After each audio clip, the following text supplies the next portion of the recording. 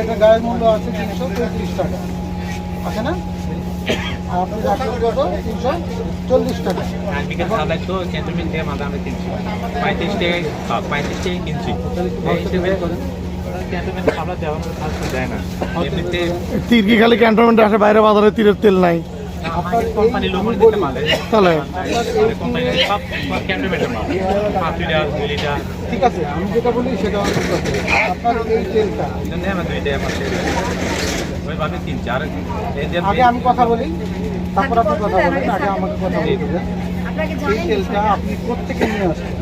ধরেন যে ডিলারের কাছ থেকে যদি নিয়ে আসেন, আপনাকে হয়তো বা 335 টাকায় এরকম হয়তো আপনার 5 টাকা লাভ হবে। আচ্ছা, ওরা দিচ্ছে না, ঠিক আছে। এখন আপনি আরেক জায়গা থেকে কিনে নিয়ে আসেন বেশি দাম, এটা তো আপনার বক্তব্য। তাহলে সেটাও কাগজটা আমাকে দেখাইতে হবে যে আমি বেশি দামে কিনে নিয়ে আসছি। আপনি যে ডিলারের কাছ থেকে আনেন নাই, তার কি প্রমাণ আছে? আপনি যে ডিলারের কাছ থেকে আনেন নাই, সেটার কি প্রমাণ আছে সেটা আমাকে বলেন। আপনি এই যে ক্যান্টনমেন্ট থেকে আনেন আর যেখান থেকে আনেন না কেন, বেশি দামে কিনে আসছেন, আমরা তাকেই ধরবো। আপনি যেহেতু বলতেছেন বেশি দামে কিনে নিয়ে আসছেন, আমি তাকেই ধরবো, অসুবিধা নেই। ভালো আছেন?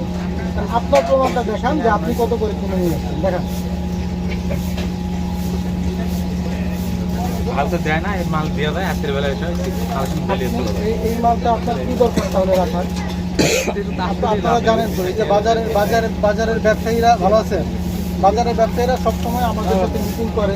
আমরা ডিসি অফিসে সবসময় মিটিং করে বলি যে গায়ের মূল্যের থেকে 1 টাকাও বেশি না, মানে একটা সিটি পয়সাও বেশি রাখার কোনো সুযোগ নাই।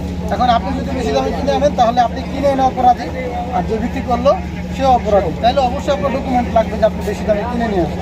আপনি তো আমাকে সেই ডকুমেন্টটা দেখাতে পারছেন না। আপনার কথার কোনো ভিত্তি আছে? বলেন, ওনার কথার কোনো ভিত্তি আছে? এই যে আমরা একটা কাজ করছি, আমাদের কাছে একটা তথ্য আসছে যে উনি গায়ের দামের থেকে বেশি দামে বিক্রি করেন। তারা আমাদের যে জেলা কমিটির যে শিক্ষার্থী আছে, একজন আর হচ্ছে ওই ভিতরে একজন, আমি একে সোর্স হিসেবে পাঠাইছি। এই যে আমার ডকুমেন্ট, এখানে সে 340 টাকা ভাউচার দিচ্ছে। দেখেন 340 টাকা লেখা আছে কিনা। আমি তার বিরুদ্ধে একটা অভিযোগ আনলাম, সেটার প্রমাণ আছে। বেশি দামে কিনে নিয়ে আসলো, সেটার প্রমাণ তো তাকে দেখায়। আমি তো তাকে হঠাৎ অপরাধী বানাইতে পারবো না, আর আমার টাকা ডকুমেন্ট লাগবে। এই যে এটা হচ্ছে আমার এই যে তেলটা সামনে, ওই তেল না, এই তাও একটা জিনিস নেই না, একটা জিনিস নিলে আবার বুঝে পড়বে। এই জন্য আরো 2-3টা জিনিস কিনলাম। কি কিনছো? চিনি আর ময়দার সাথে কিনলাম।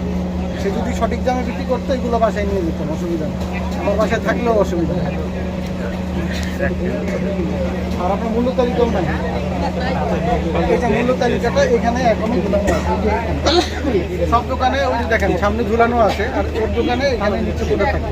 এটা কি? আপনারা তো ব্যবসায়ী নাকি? আপনারা তো জানেন যারা নিয়মিত মনিটরিং করেন। তারিখ এই যে 11 তারিখ 10 তারিখ পর্যন্ত আছে। 11 তারিখের পরে চেঞ্জ করা হয়। আজকে 17 তারিখ, এই 6 দিনেও সেটা আপডেট করে। তাহলে এই যে অপরাধটা করলো, সেটা হচ্ছে ভোক্তা অধিকার আইনে একটা মারাত্মক অপরাধ। আমরা সবাইকেই বলি যে গায়ের মূল্য থেকে 1 টাকা বেশি দামেও বিক্রি করার কোনো সুযোগ নেই।